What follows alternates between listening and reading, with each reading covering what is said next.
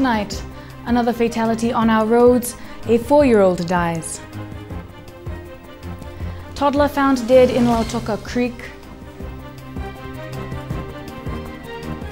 And PM to soon call for applications from candidates to join his political party.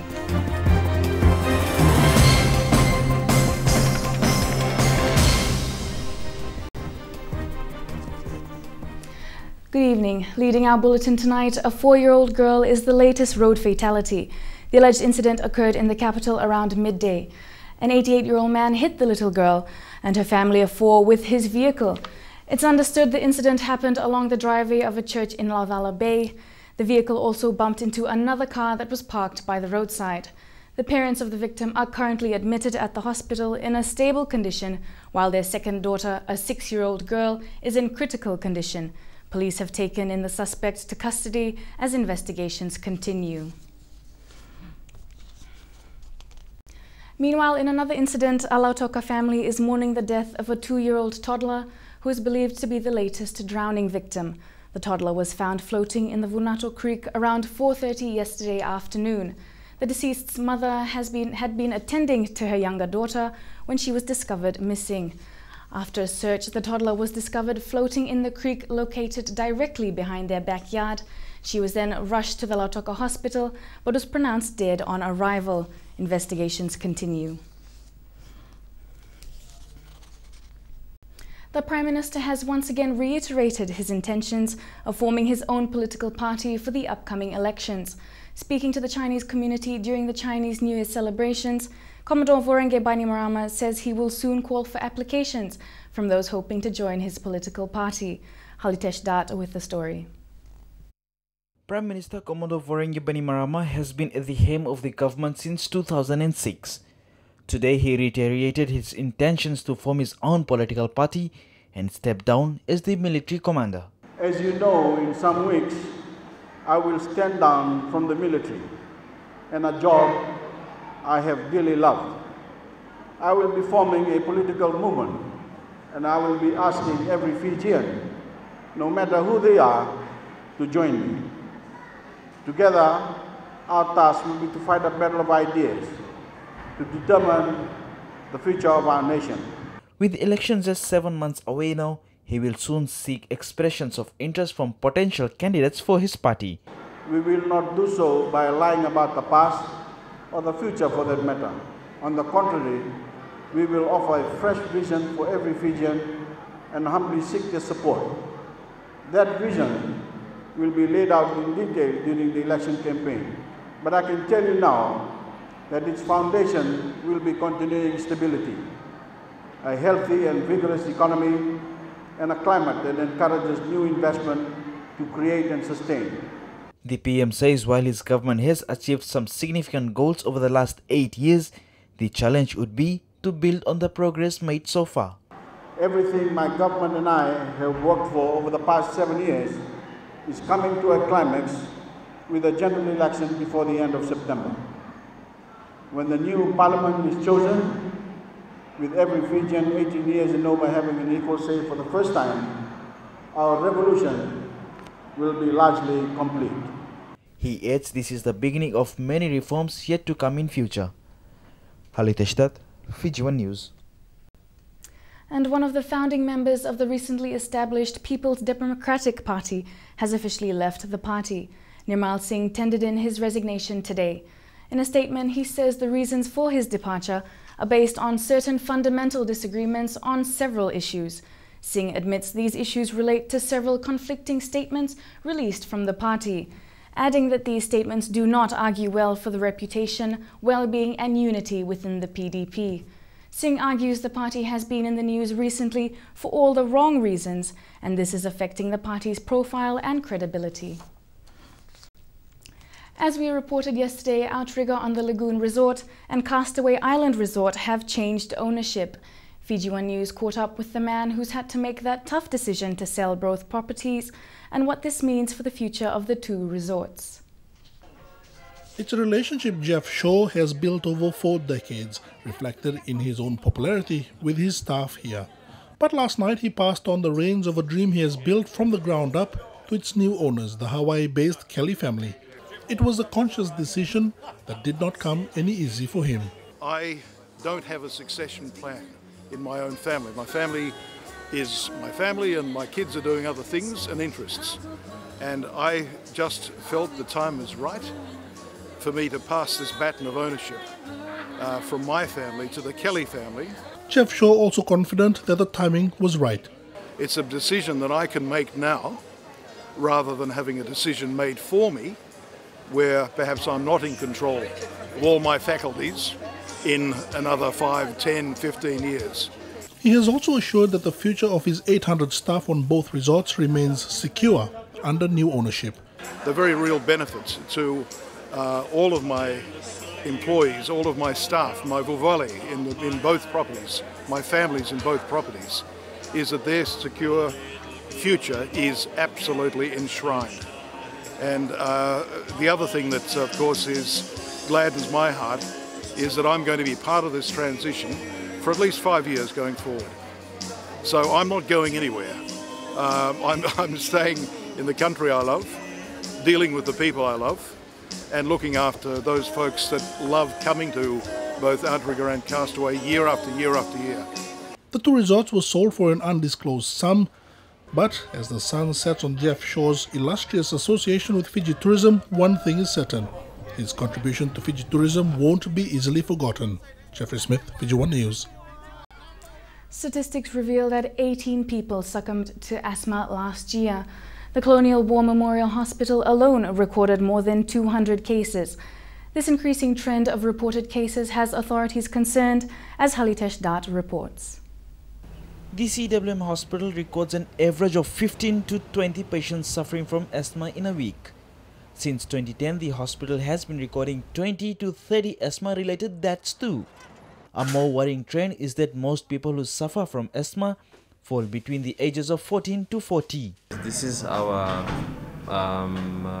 productive population. This is young people who are working. Some of them are working, who will be future leaders, will be part of the workforce eventually. They are basically dying at a very young age. Out of the total number of cases reported, 45 to 50% are life-threatening asthma cases. People's perception on such chronic disease is now being questioned. Some of them just think that I take a nebulizer and it will go away, and they don't want to take medications because they think they'll get addicted to it. The other stance that people take is, oh, I'm just going to take the medications and it should go away for the rest of my life, which is not the case. So there's a bit of lack of knowledge and lack of education regarding asthma in Fiji at the moment. Dr. Lal says this is now putting pressure on hospital resources. At the moment we are struggling, but we are able to manage. But I would have to say that we are struggling with the medications at the moment. The Health Ministry says the statistics are based on reported cases at the CWM hospital. Authorities fear the numbers would actually be much higher. Halitesh Dat, Fiji One News. Ahead in the news, a ministry evaluates success of income generation projects. And Chinese community celebrates New Year.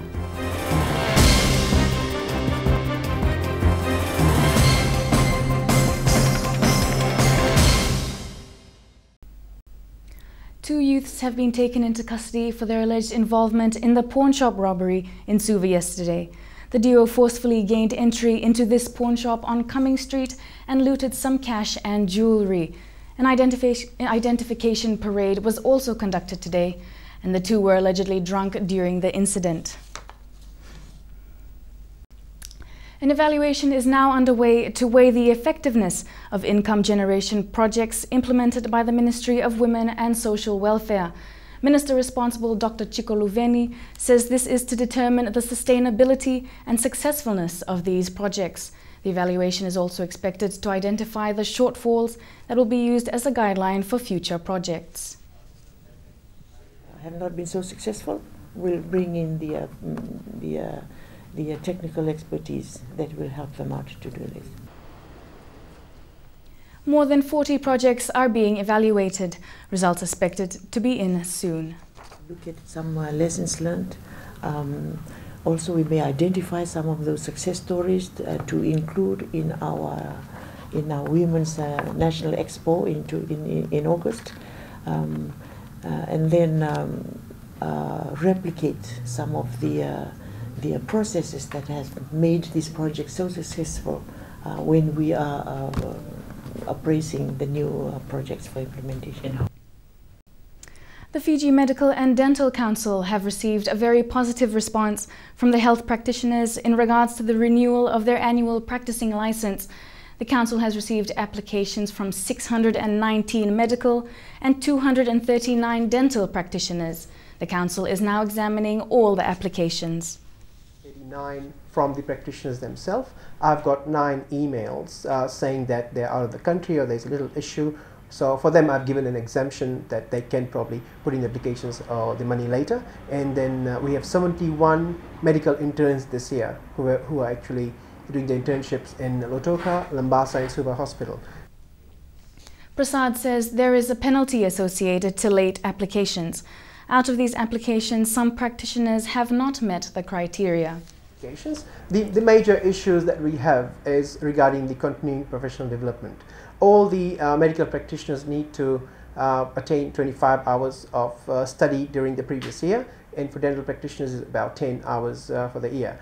We have come across close to about 15% out of the 200 applications that are perused. Maybe 15% of them have not put in the details, or they do lack the CPD hours. And the Chinese community celebrated the Chinese New Year today in the capital. Also known as the Spring Festival, today marks the beginning of the Chinese Year of the Horse. The Chinese community has been a part of the country since 2 centuries ago, and Prime Minister Commodore Vorenge Bainimarama says the contribution of the Chinese community to Fiji has been immense over the years. And while they may have been relatively small in number, Chinese Fijians have made an immense contribution to our national life and continue to do so. The year 2014 is a starting year for the ender. In 2014, Fiji will have its first election in a decade under the new constitution. The people of Fiji will define the destiny of their country through their solemn votes.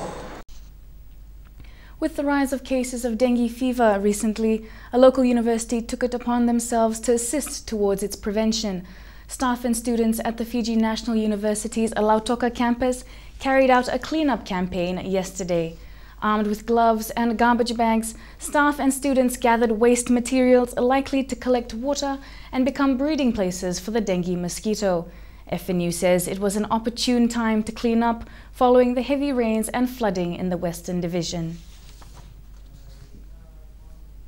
I think dengue is better than curative. So we have had been successful to mobilize all the students, and we have started from this morning from 9:30 to 11:30 to get everyone to take part in the cleaning campaign. Turning overseas, violence erupted the day before elections in Thailand, and CNN's cameras were rolling. Simon Mosin has the story, but viewer discretion is advised.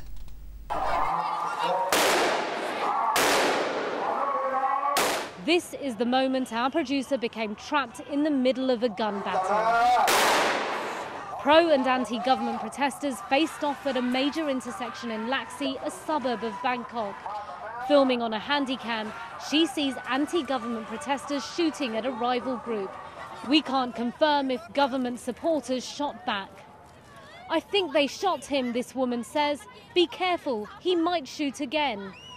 The gunmen can be seen hiding their weapons under plastic bags and towels. The rest of our team had just left the area.